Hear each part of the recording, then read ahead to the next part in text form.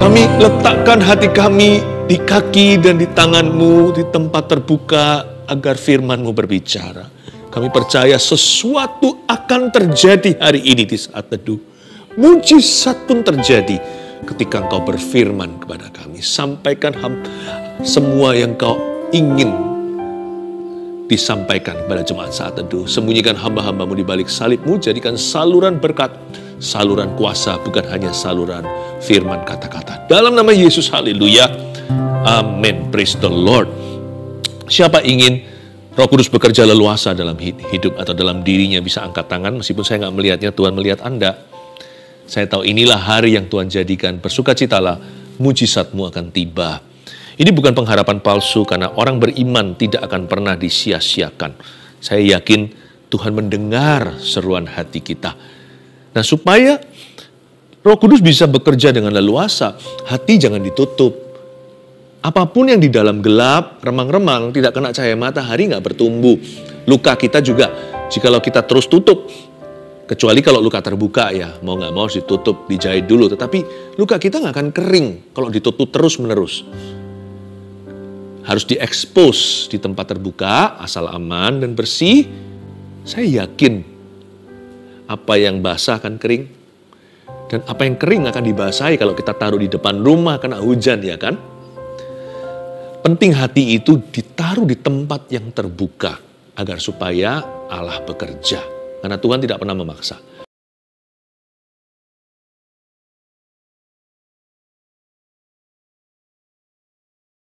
Kita buka bersama-sama di Yehezkiel pasal yang ke-37, ayat 1-6 saya bacakan.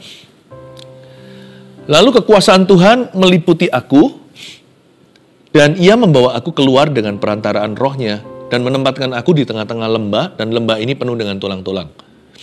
Ia membawa aku melihat tulang-tulang itu berkeliling-keliling, dan sungguh amat banyak bertaburan di lembah itu. Lihat, tulang-tulang itu amat kering. Lalu Ia berfirman kepadaku, hai anak manusia, dapatkah tulang-tulang ini dihidupkan kembali? Aku menjawab, ya Tuhan Allah, Engkaulah yang mengetahui. Lalu firman-Nya kepadaku, bernubuatlah mengenai tulang-tulang ini, dan katakanlah kepadanya, hai tulang-tulang yang kering, dengarlah firman Tuhan. Beginilah firman Tuhan Allah kepada tulang-tulang ini, aku memberi nafas hidup di dalammu, supaya kamu hidup kembali. Aku akan memberi urat-urat padamu, dan menumbuhkan daging padamu. Aku akan menutupi kamu dengan kulit, dan memberikan kamu nafas hidup, supaya kamu hidup kembali, dan kamu akan mengetahui bahwa akulah Tuhan. Demikianlah penglihatan Yehezkiel, seorang nabi di Perjanjian Lama. Di zaman perang, Yehezkiel harus melihat banyak tentara Israel tewas. Ini dalam penglihatan secara supranatural, Yehezkiel ditunjukkan sebuah mujizat kebangkitan. Dan kalau kita pikirkan, tulang-tulang ini mirip dengan kondisi hidup banyak kita hari ini. Dalam keadaan yang terpuruk, susah pulih, atau mustahil terjadi. Kita diperhadapkan dengan kemustahilan. Belum lagi hati kita seringkali seperti tulang kering. Hati ini loh kering kerontang, sudah putus pengharapan. Hari ini kita akan belajar. Asal hati kita terbuka untuk Roh Kudus, sesuatu yang baru, bahkan sesuatu yang di luar jangkauanmu belum terduga bisa terjadi. Kalau Allah berfirman, kuasa terjadi. Ayat pertama, lalu kekuasaan Tuhan meliputi aku, dan Ia membawa aku keluar dengan perantaraan Roh-Nya. Yehezkiel menjelaskan experience atau pengalaman pribadinya dengan kata-kata berikut ini. Kekuasaan Tuhan meliputi saya, kata Yehezkiel.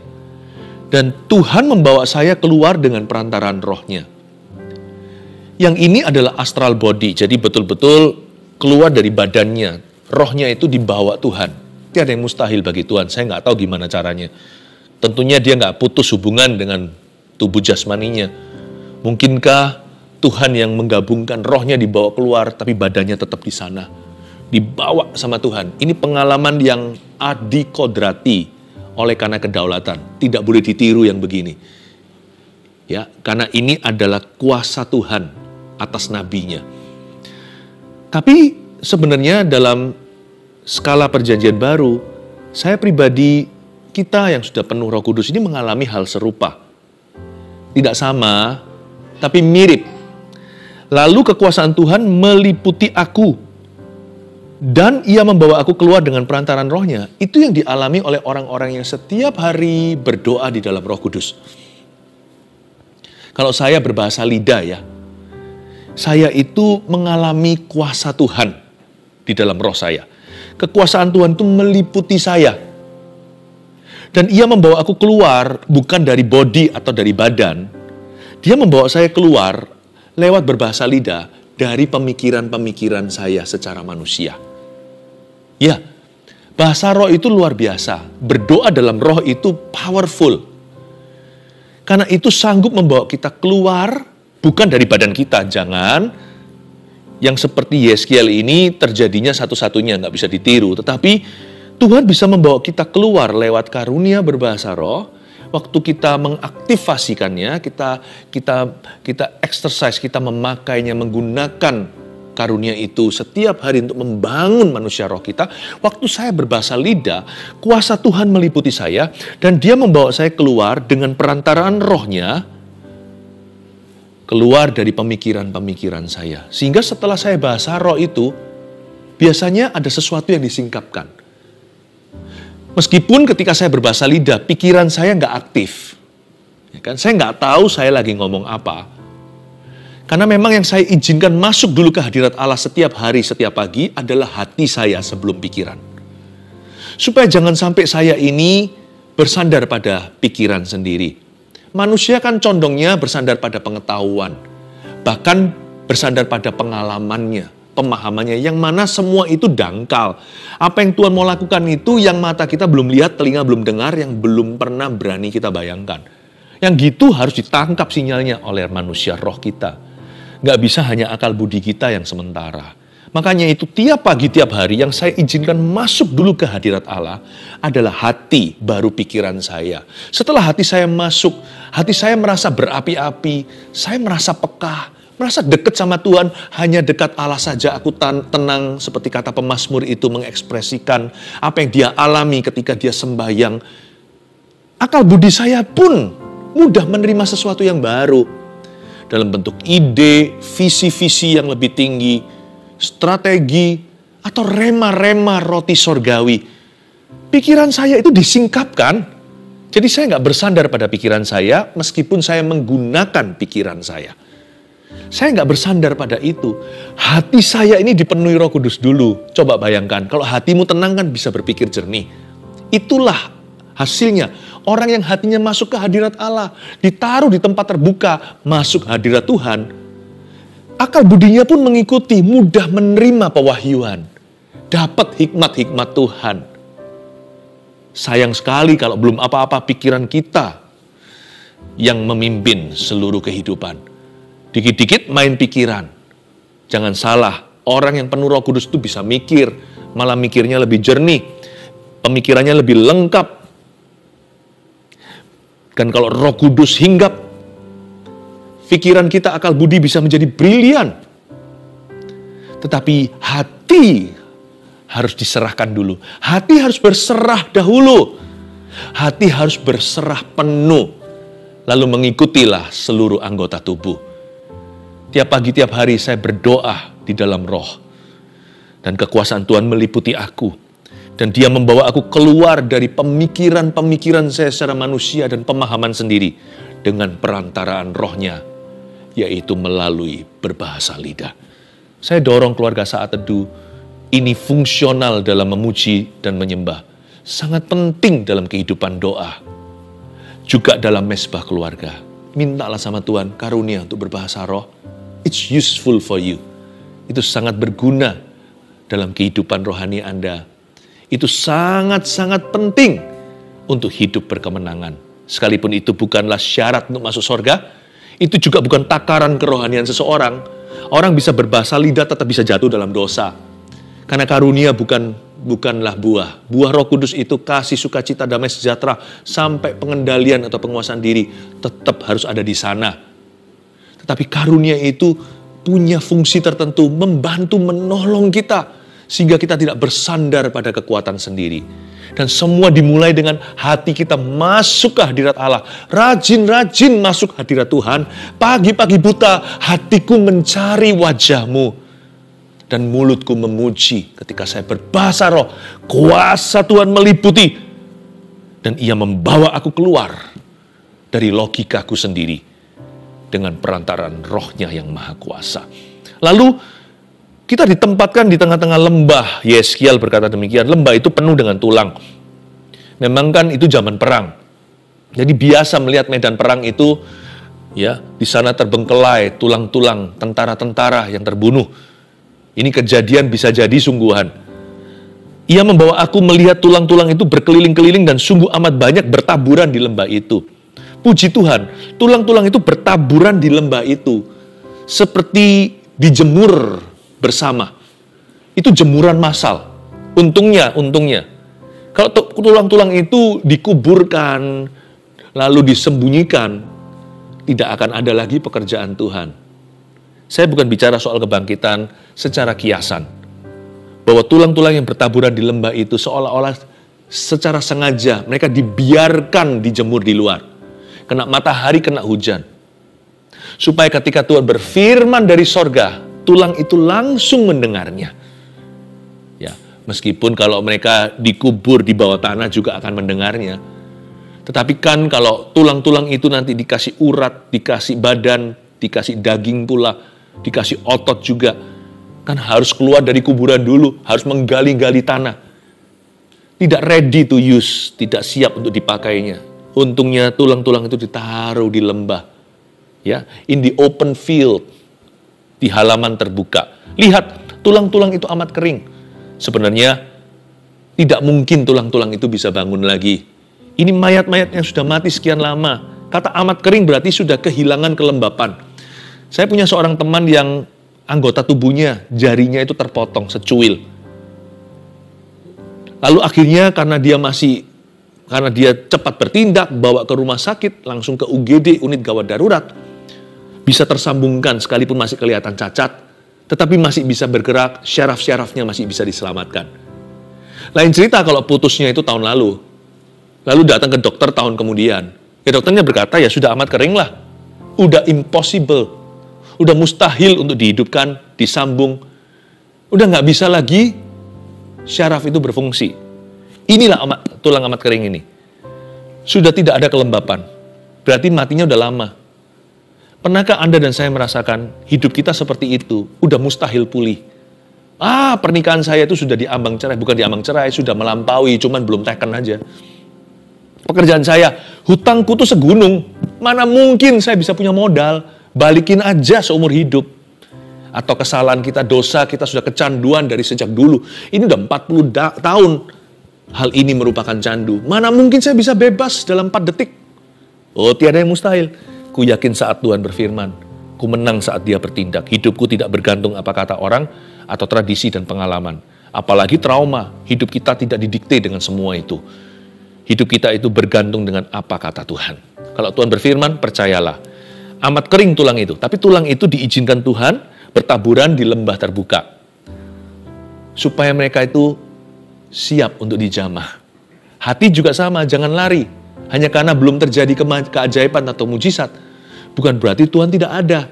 Hadirat Allah di sana. Hati itu harus selalu dibuka. Supaya ketika Allah bertindak, Anda langsung menerimanya. Supaya ketika Allah berfirman, Anda langsung mendengarnya. Ketika Tuhan menyuruh Anda melakukan sesuatu, segera Anda melangkah. Lalu Ia berfirman kepadaku, hai anak manusia, dapatkah tulang-tulang ini dihidupkan kembali? Aku menjawab, ya Tuhan Allah, Engkaulah yang mengetahui. Inilah nabi yang gak sok tahu. Tapi saya senang sekali melihat, ini buminya berputar di ayat 3. Biasanya kita yang membobardir Tuhan dengan pertanyaan. Why, mengapa begini, mengapa begitu? Lalu belum lagi pertanyaan-pertanyaan yang keluar dari roh penasaran atau dari curiosity doang. Kita tanya sama Tuhan, kenapa begini ya? Tentang dinosaurus lah, tentang penciptaan Adam dan Hawa. Kita tanya. Good sih, tanya kalau bisa membuat kita semakin haus belajar dan mengenal Tuhan, very good. Tapi kadang-kadang jujur kita harus mengakui, kita terlalu sering bertanya pada Tuhan dan tidak izinkan Tuhan yang sebaliknya bertanya sama kita. Kalau kita tanya sama Tuhan, pasti ada jawaban. Kalau Tuhan tanya sama kita, nggak tentu kita bisa menjawabnya. Kalau kita mau sungguh-sungguh mengalami mujizat Tuhan, izinkan Tuhan bertanya kepada Anda. Pernahkah Anda masuk ke hadirat Allah dan berkata, Lord, do you have a question for me? Punyakah Tuhan pertanyaan untukku hari ini? Nanti kalau Tuhan jawab dengan sebuah pertanyaan, Simon, Simon, do you love me? Simon, Simon, apakah engkau mengasihi aku? Ditanya 3 kali, kita bisa mewek, nangis, seperti anak kecil. Karena setiap kali Tuhan tanya, pasti hati kita mengerti mengapa dia bertanya demikian. Nanti kalau Tuhan tanya sama Ayub, di mana kamu ketika aku menciptakan dunia dan semua fondasinya, ketika aku beberkan langit seperti beberkan karpet? Ayub berkata, dari dulu aku mendengar engkau dari orang lain, tapi sekarang aku melihat sendiri. Tuhan, aku bertobat di atas debu tanah. Dia yang sama yang berkata, Tuhan memberi, Tuhan mengambil, terpujilah nama Tuhan. Dia merendahkan hatinya dan berkata, aku tidak bisa menjawab Tuhan. Yesus dijebak dengan berbagai pertanyaan oleh orang Farisi dan ahli Taurat. Dijawab semua sama Tuhan. Ini, haruskah kita orang Yahudi bayar pajak sama Kaisar? Kalau Yesus jawab, ya salah, tidak salah. Yesus berkata, koin yang kamu pakai untuk belanja di pasar, koin siapa itu? Ada gambar siapa? Kaisar. Berilah pada Tuhan, pada Kaisar apa yang milik Kaisar. Berilah pada Allah apa yang milik Allah. Bungkam mereka. Giliran Tuhan kasih sekali pertanyaan dalam sepanjang karir Yesus. Mereka yang bertanya terus. Yesus tanya sekali, mereka nggak bisa jawab. Langsung bungkam, tidak berani buka mulutnya lagi selama-lamanya. Hingga mereka tinggal membunuh dia saja. Nggak punya alasan lagi. Yesus bertanya, hubungan anak manusia, Mesias dengan Daud apa? Kenapa Daud itu yang adalah nenek moyangnya berkata, Allahku, Allahku. Itu kan keturunan Daud. Tapi kenapa Daud menyembah dia dan berkata, Allahku, Allahku, Bapakku, Bapakku. Sebenarnya gimana sih? Mereka nggak bisa jawab. Mereka jawab A salah, mereka jawab B salah. Karena mereka menyangkali bahwa Yesus adalah Mesias dan mereka menyangkali Yesus adalah anak Allah. Yesus keturunan Daud, dia hanyalah manusia. Saudara-saudaranya kan kita kenal semua di Nazaret. Dia kan anaknya Maria, anak tukang kayu itu. Mereka tidak mau mengakui keilahiannya. Tapi ketika Yesus lemparkan pertanyaan itu, anak Daud juga adalah Tuhannya, mereka nggak bisa apa-apa. Kalau mereka mau menjawab sejujurnya, mereka harus mengaku bahwa Yesus adalah Tuhannya. Dan itu yang mereka tidak mau lakukan. Coba bayangkan, Tuhan sekali tanya, you tidak bisa jawab. Tapi kali ini Tuhan bukan tanya untuk menjebak. Tuhan tanya itu untuk mempersiapkan hati Yeskiel. Hei Yeskiel, anak manusia, dapatkah tulang ini dihidupkan menurut kamu gimana? Jawaban dia tidak klise. Tapi dia langsung merendahkan hati di hadapan Tuhan. Ini bagus. Manusia jangan banyak berbicara di hadirat Allah. Lebih banyak mendengar. Boleh berbicara, tapi perbanyak mendengar. Dan akhirnya, Yeskiel menjawab dengan rendah hati, ya Tuhan Allah, Engkaulah yang mengetahui. Segera setelah dia mengaku bahwa Tuhan yang tahu, Tuhan beritahu. Langsung Tuhan beritahukan, yes, aku mau bangkitkan. Kalau kita datang pada Tuhan itu dengan hati yang mudah diajar, langsung terima pewahyuan. Karena hati kita terbuka. Kalau terbuka itu mudah untuk terima sesuatu dari Tuhan. Tapi kalau hati kita angku, tertutup, sok tahu, menuntut lagi, apalagi marah-marah, tuding-tuding ke sorga, nggak akan terima apa-apa orang yang menuntut Allah. Lalu firman-Nya kepadaku ayat 4, bernubuatlah mengenai tulang-tulang ini dan katakanlah kepadanya, hai tulang-tulang yang kering, dengarlah firman Tuhan. Yeskiel disuruh bernubuat, ayo akui firman. Confess the word of God. Suruh mengakui firman Allah, suruh mengakui iman. Bernubuat itu bukan memprediksi besok hujan atau tidak. Satu fase, satu dimensi nubuatan adalah prediction atau memprediksikan. Tapi tidak semua nubuatan itu memprediksikan. Nubuatan pada dasarnya adalah mengakui firman, mengucapkan keras-keras, ya, dan mengutip ayat-ayat dengan iman dan mengklaim janji itu untuk terjadi. Itu juga satu aspek nubuatan. Bernubuatlah mengenai tulang-tulang ini dan katakanlah kepadanya, hai tulang-tulang yang kering, dengarlah firman Tuhan. Beginilah firman Tuhan kepada tulang-tulang ini, aku memberi nafas hidup di dalammu, supaya kamu hidup kembali. Yeskiel disuruh ngaku begitu. Aku memberi nafas hidup di dalammu. Dia suruh mengakui seolah-olah Tuhan berfirman lewat mulutnya, aku. Tidak berkata Tuhan akan, tapi dia berkata aku. Dia mengulangi firman Tuhan. Firman yang dibaca maupun firman yang didengar. Logos maupun rema. Kalau kita mau rajin bernubuat terhadap situasi kita, apa kata ayat. Kutip itu nggak perlu kita hafal semua ayat-ayat emas dulu. Kita hafal dan kita kutip setiap kali kita digoda, setiap kali dicobai, seperti waktu Yesus dicobai di padang gurun, Yesus selalu berkata, ada tertulis, lalu dia kutip firman. Anak Allah loh, dia sendiri adalah firman. Kalau kita kan harus kutip firman, Yesus tuh firman. Yesus saja kutip firman. Bernubuatlah. Kutip ayat-ayat itu. Kalau kita nggak hafal, buka. Paling tidak kita tahu Yohanes pasal berapa. Kita tahu Matius pasal berapa. Kita tahu Galatia pasal berapa. Kita tahu kitab Mazmur pasal berapa. Buka, kutip, perangi ketidakpercayaan. Bisa jadi firman yang kita baca. Tapi kelihatannya, Yeskiel ini bukan firman yang dibaca. Kalau kita baca, aku memberi nafas hidup dan sebagainya. Mungkin di kitab Kejadian Torah yang ditulis oleh Musa, itu ada cerita bagaimana Tuhan menghembusi nafas pada Adam. Tapi yang kali ini, kayaknya sih firman yang didengar. Terinspirasi oleh firman Logos yang tertulis, dia dapat rema. Dia merasa Tuhan ngomong begini sama dia, dan itu tidak melanggar firman yang tertulis ya. Itu pakemnya. Tapi setelah itu, dia dapat seperti kata-kata hikmat, atau kata-kata janji. Dan dia ucapkan, aku akan memberi urat padamu, menumbuhkan daging padamu, aku akan menutupi kamu dengan kulit, dan memberikan kamu nafas hidup, supaya kamu hidup kembali, dan kamu akan mengetahui bahwa akulah Tuhan. Diucapkan. Orang yang mengucapkan firman, dia buat dirinya vulnerable, accessible, dia membuat dirinya rawan, tanda kutip, terhadap mujizat Tuhan. Dia membuat dirinya jadi mudah tertular kuasa Tuhan. Karena orang yang bernubuat terhadap situasinya, bukan mengeluh semata-mata, bukan orang hanya merengek-rengek, tapi orang yang klaim janji Tuhan dengan iman, orang itu membuat dirinya sendiri rawan di tempat terbuka untuk tertular kuasa dari Allah semesta alam. Orang yang mengutip, orang yang mengucapkan kembali firman yang dia dengarkan, iman timbul dari pendengaran, yang firman yang tertulis, yaitu Logos, di atas fondasi itu, yang dia utarakan, yang dia ucapkan, yang diklaim, yang dikutip, yang diucapkan terus-menerus. Ini bukan sebagai mantra, karena hubungan kita adalah kepada Allahnya.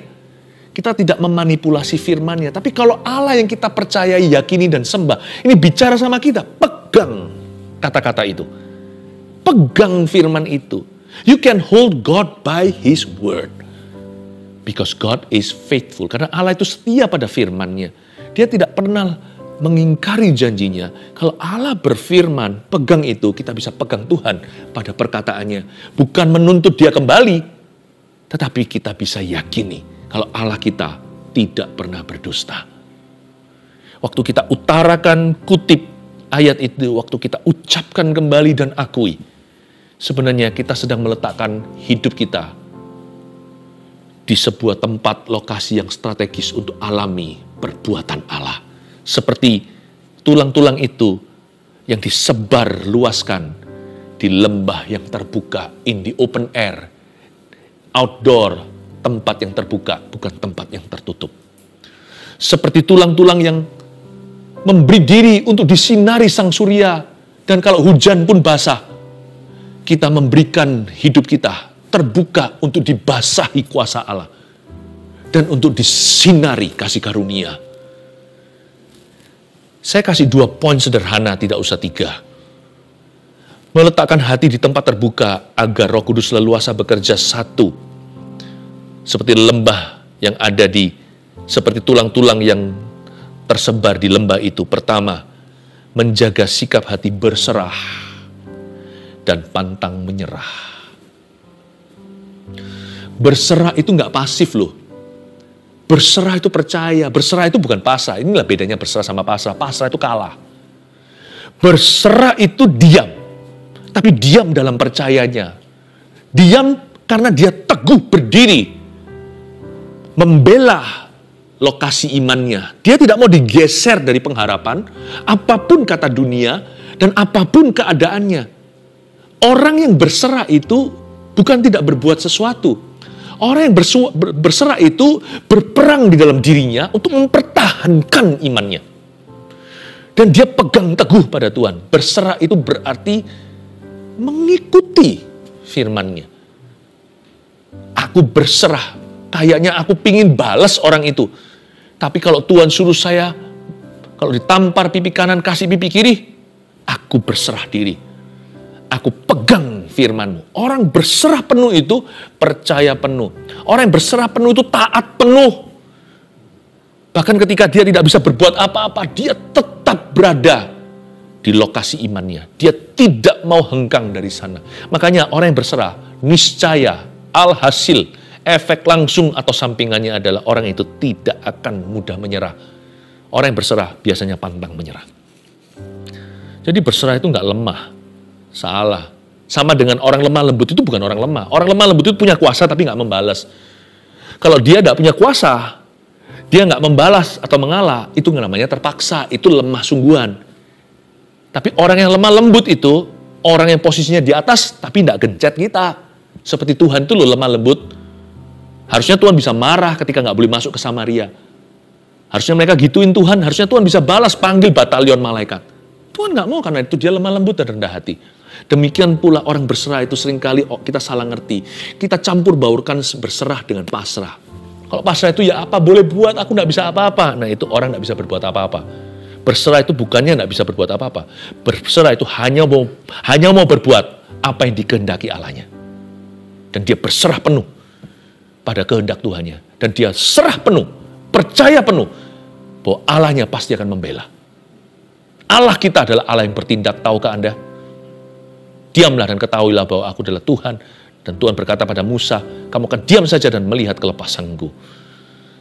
Menjaga sikap hati berserah, itu berarti hati kita rawan dengan kuasa Tuhan. Menjaga hati kita berserah, apalagi kita pantang menyerah, itu membuat kita selalu continue, terus ada di dalam map atau dalam petanya Tuhan untuk mengalami perbuatannya. Berserah.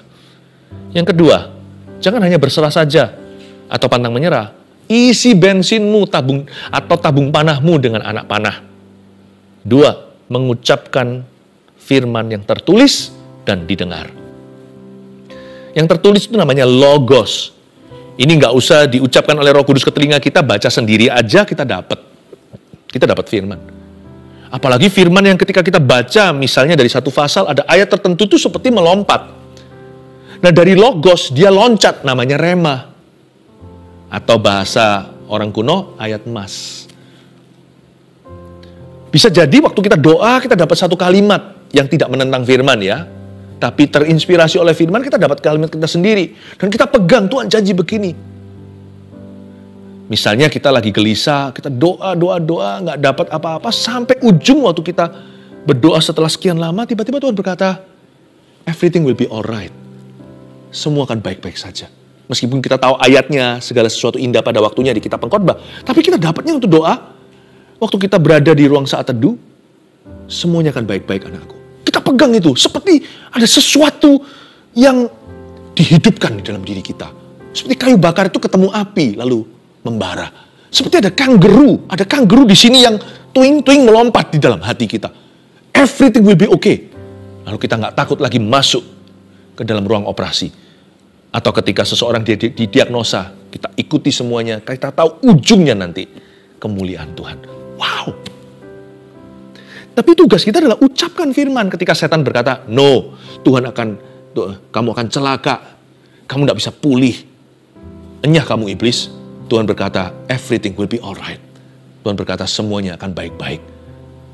Ucapkan firman yang tertulis, of course, tentu, nomor 1. Ini yang utama. Dan firman yang didengar. Makanya itu rajin-rajin masuk hadirat Tuhan hatinya. Supaya dengar sesuatu. Kalau hati nggak masuk, telinga kita nggak akan menangkap sinyal-sinyal Allah. Hati ini harus diletakkan di tempat terbuka. Nomor 1, menjaga sikap hati berserah dan pantang menyerah. Nomor 2, mengucapkan firman yang tertulis dan didengar.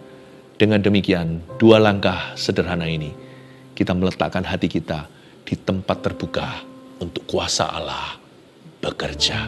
Yakinkah Anda? Kalau Tuhan berfirman, sesuatu akan terjadi.